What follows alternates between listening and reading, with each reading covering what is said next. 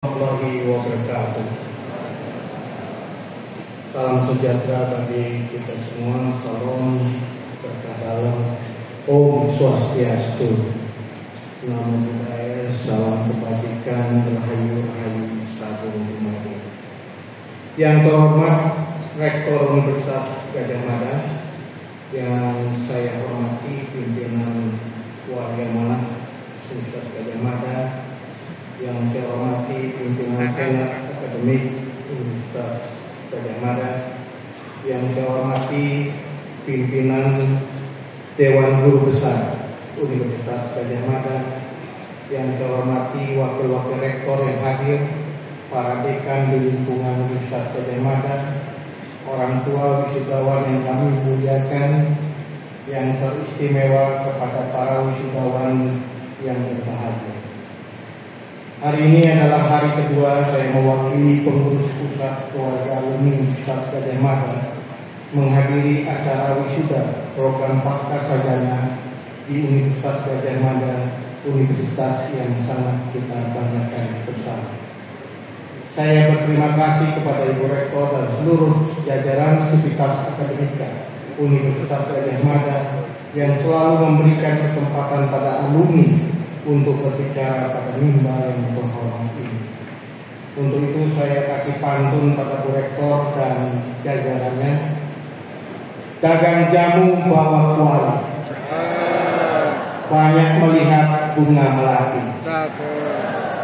Ku datang wisuda berkali-kali karena cinta UGM setengah mati. Kehadiran alumni dalam momen yang berbahagia ini tentu saja pertama dan terutama untuk mengucapkan selamat atas pencapaian saudara-saudara sekalian dalam meraih gelar doktor, magister dan spesialis di Universitas Gadjah Mada. Selamat juga pada seluruh keluarga yang hari ini mendampingi. Pasti saudara sekalian sangat bangga melihat hari ini anak-anak saudara, kakak-kakak, adik-adik, suami, istri, bapaknya hari ini wisuda di Universitas Gadjah Mada. Untuk itu kita kasih aplaus atas pencapaian yang membanggakan ini. Bapak Ibu dan hadirin yang saya hormati, menjadi alumni dari Universitas Nasional tertua ternama adalah keistimewaan. Tapi itu bukan jaminan saudara-saudara akan bisa bertahan dan lulus dalam universitas kehidupan. Saudara-saudara harus selalu eling lan waspada. Petuah para ketua yang masih relevan untuk selalu kita jadikan pegangan. Eling artinya ingat. Ingat adalah proses untuk melihat ke dalam, melihat diri kita, melihat kemampuan kita. Apakah pengetahuan yang kita dapatkan di bangku kuliah sudah cukup? Apakah kita memiliki bekal keterampilan? Sikap eling ini sangat penting bagi seorang pembelajar, karena dengan selalu eling kita tidak akan menjadi sombong hanya dengan mengagungkan ijazah doktor dan juga magister yang kita raih hari ini. Sikap eling akan memacu kita untuk terus mengasah diri, mengupdate diri, dan juga mengupgrade diri. Waspada artinya berhati-hati, berjaga-jaga. Kita harus selalu mengamati dengan seksama arus perubahan zaman yang berjalan dengan cepat. Kita kadang terkejut dan takjub melihat apa yang tengah terjadi. Revolusi industri 4.0 telah merombak lanskap ekonomi, sosial, budaya hingga politik kontemporer. Teknologi digital dan otomatisasi mengubah berbagai akses informasi, pola interaksi, model komunikasi, tren gaya hidup, hingga cara kita bekerja dan mengambil keputusan. Cloud computing, Internet of Things, Artificial Intelligence, Big Data, Analytics, Advanced Robotics, Virtual Reality, semua itu menggerakkan diskusi di segala bidang. Perdagangan bergeser menjadi e-commerce, perbankan berdiskusi oleh fintech, dan IPA ini. Kedokteran dan farmasi terdisrupsi oleh healthcare. Profesional hukum diguncang oleh healthcare. Bahkan dunia pendidikan pun ditantang oleh edukasi. Rangkaian revolusi industri 4.0 kian mempertegas bahwa gelombang disrupsi sangatlah mendesak dan tidak bisa ditawar-tawar. Banyak pengetahuan dan keterampilan yang dulu dianggap penting kini menjadi usang dan tidak relevan. Pekerjaan-pekerjaan yang dulu banyak dibutuhkan dan diperkirakan akan segera punah tergusur oleh kecerdasan buatan. Meskipun begitu, disrupsi tidak hanya merombak tatanan dan kemapanan lama, tapi juga melahirkan dan membangun tatanan baru. Emerging skill dan knowledge terus bermunculan seiring temuan-temuan inovatif para peneliti maupun praktisi, dan juga melahirkan berbagai emerging jobs, manajer data, kurator digital, operator self-driving vehicle adalah sedikit di antara pekerjaan-pekerjaan baru yang banyak dibutuhkan di masa yang akan datang. Sehingga kita harus betul-betul waspada melihat apa yang terjadi di pasar kerja hari ini dan ke depan. Dengan terjadinya disrupsi, diperkirakan pada tahun 2025 pekerjaan yang akan hilang adalah 85 juta. 85 juta sebuah jumlah yang tidak kecil. Itulah sebabnya saudara-saudara sekalian harus waspada. Dengan too few job or too many people, terlalu sedikit peluang kerja untuk sangat banyak tenaga kerja yang membutuhkan. Apalagi kita segera berhadapan dengan puncak bonus demografi pada tahun 2035. Satu lagi yang harus kita waspadai adalah munculnya gig ekonomi. Hati-hati dengan ini. Ekonomi serabutan, ekonomi paruh waktu. Tren gig ekonomi semakin berkembang pesat di era digital saat ini. Ada beberapa faktor yang mendorong para pencari kerja untuk memilih pekerjaan dalam ekonomi gig dibandingkan pekerjaan konvensional. Beberapa faktor penting tersebut adalah fleksibilitas, mulai dari waktu berangkat sampai tempat kerja. Entrepreneur spirit, ingin menjadi bos untuk diri sendiri, dan penghasilannya tidak terpaku pada gaji tetap, sehingga mendapatkan gaji lebih. Gig workers dapat mengambil pekerjaan lebih. Ini jika tidak dikelola dengan baik, ini akan menjadi tren. Perusahaan-perusahaan lebih memilih pekerja independen, perusahaan lebih memilih pekerja yang freelancers, perusahaan lebih memilih kontrak-kontrak jangka pendek untuk mengurangi risiko ketidakpastian global yang sedang terjadi. Gig ekonomi juga berjalan beriringan dengan tren digital nomad yang bisa bekerja di sini dan bisa bekerja di negara lain, sehingga sekali lagi kesempatan kerja semakin kecil dan semakin berkurang. Saudara sekalian, kita tidak boleh hanya sebatas terkejut melihat perubahan ini. Kita harus bersiap, bergegas agar tidak tertinggal. PR besar kita yaitu mempersiapkan diri, mempersiapkan ekosistem dan sumber daya manusia yang siap menyambut revolusi industri 4.0, sehingga kita tidak tergulung dan tenggelam oleh gelombang disrupsi. Sebaliknya kita berselancar mensiasati gelombang untuk menuju arah yang kita tuju bersama. Para wisudawan yang saya banggakan, dalam menghadapi gelombang perubahan, kita tidak boleh sendirian ataupun sendiri. Kita harus memiliki teman dan memperbanyak teman.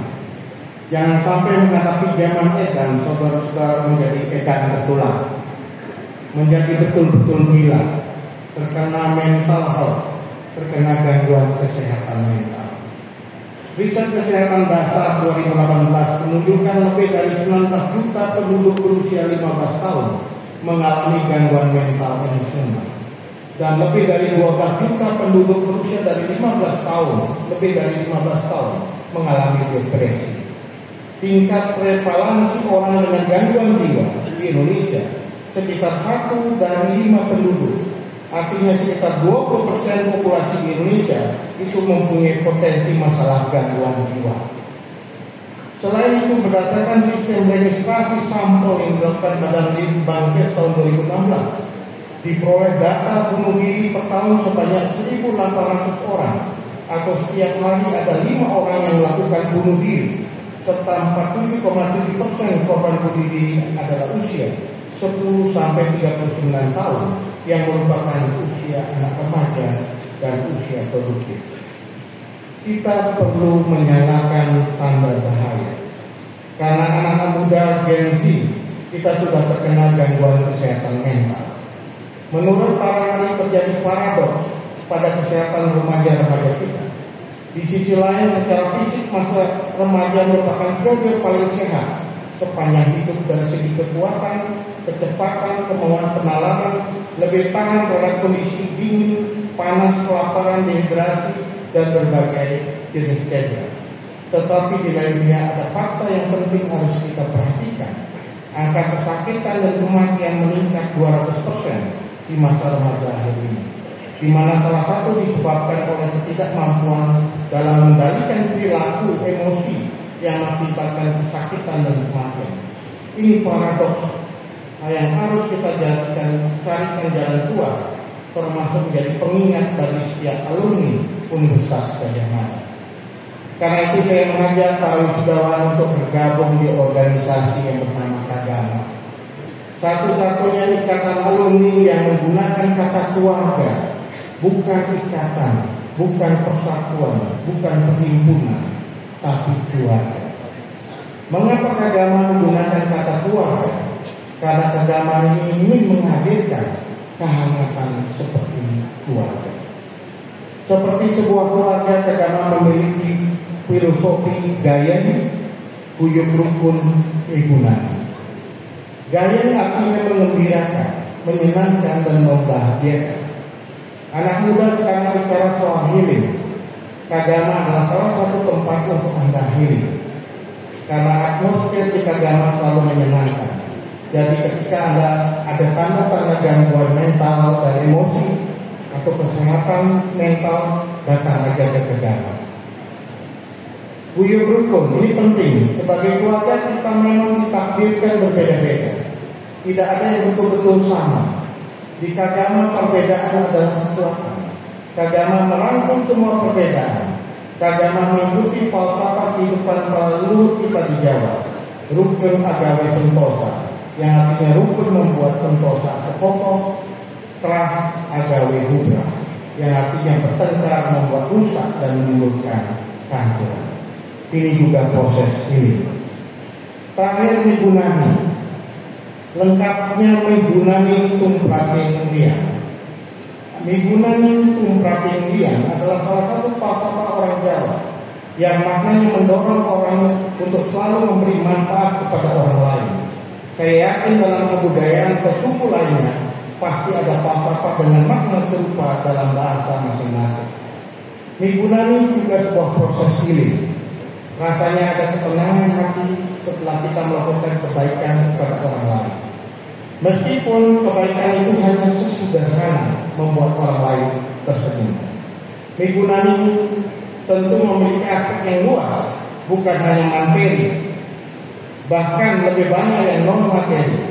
Maka jika Migunani Tumprating Liang, ibarat garam, masukkanlah garam dalam setiap profesi Anda, ke dalam bisnis Anda, juga dalam hal kecil saat kita berinteraksi dengan orang lain, agar hidup kita lebih bermakna, lebih berbahagia. Para wisudawan yang saya banggakan, itu saja yang ingin saya sampaikan dalam kesempatan yang berbahagia ini. Terakhir saya ingin menitipkan pesan pada para wisudawan pasca sarjana Universitas Gadjah Mada yang hari ini wisuda. Saudara-saudara hari ini secara resmi telah menuntaskan satu tangga dalam kehidupan saudara-saudara. Maka hari ini ke depan dan hari-hari ini ke depan adalah fase untuk mengamalkan ilmu yang telah didapat dari kampus. Mungkin di antara peserta wisuda ada yang sudah banyak mengamalkan ilmu sembari menjalankan kuliah. Maka ke depan dituntut untuk semakin optimal dalam mengamalkan ilmu. Seperti pesan yang disampaikan oleh Bung Karno pada tanggal 15 September tahun 1951 di Universitas Gadjah Mada, bahwa ilmu pengetahuan adalah perbuatan, dan perbuatan dipimpin oleh ilmu pengetahuan. Tentu akan sangat berbakti jika ilmu yang diperoleh dari bangku kuliah selama ini bermanfaat untuk orang banyak. Tapi jika itu belum bisa terwujud, setidaknya para wisudawan bisa berkomitmen mengamalkan ilmu secara optimal sesuai dengan konsentrasi akademik dan disiplin profesi masing-masing. Dan yang tidak kalah pentingnya, kita harus terus melanjutkan proses pembelajaran. Pencarian ilmu pengetahuan adalah pencarian samudra tanpa tepi. Perubahan saat ini berjalan sangat cepat, sehingga kita harus mengupdate dan mengupgrade diri kita masing-masing. Itu saja yang saya sampaikan dalam kesempatan yang berbahagia ini. Sekali lagi selamat atas capaian saudara-saudara yang membanggakan. Selamat bergabung di Kagama Buyung Rukun dan Migunani. Terima kasih. Loka Samasa Sukino Bawati Sabe Sana Bawat Sukitata. Wassalamualaikum warahmatullahi wabarakatuh. Om Santi Santi Santi. Sadu Sadu Sadu. Salam Kagama.